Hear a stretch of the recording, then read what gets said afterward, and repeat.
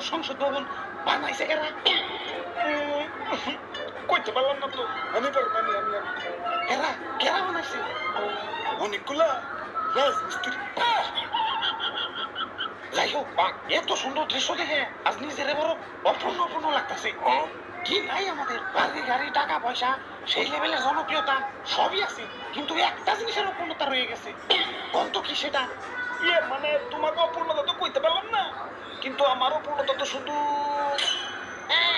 আরে না, এসব কিছুই না, আমাদের হলো এখন চেয়ারের অপূর্ণতা। হ্যাঁ ঠিক কইছো ভাই, এখন চেয়ার হইলে একটু আরাম করে বইতে পারতাম, দাঁড়িয়ে থেকে মাথা বিষয় গেছে। ও না, এই চেয়ার সেই চেয়ার না, এই চেয়ার সেই চেয়ার না, এই চেয়ার সেই চেয়ার না, এটা হলো সংসদের চেয়ার। মানে আসল, মানে পাওয়া, মানে ক্ষমতা।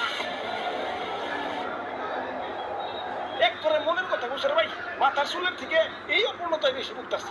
তাহলে চলো অপূর্ণতা পূর্ণ করে আসি।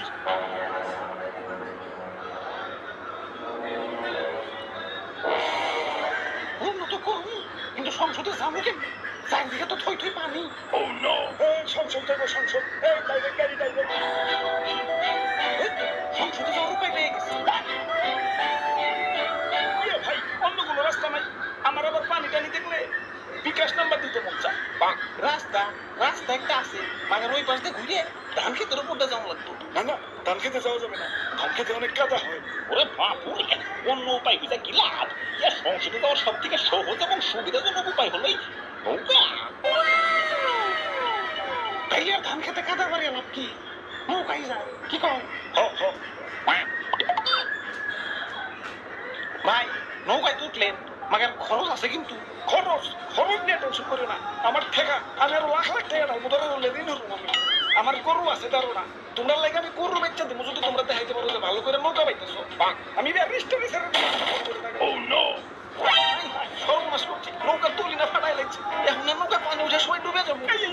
তোমরা পানি সাজো পানি সাজো, দরকার পড়লে গাছে পাম্প লাগাও, আমার গরু আছে তারও না, আমি এখনই বেচে দিতেছি। ওরে বাপুরে, পানি সেই যাও তো কুল পাইতাছি না।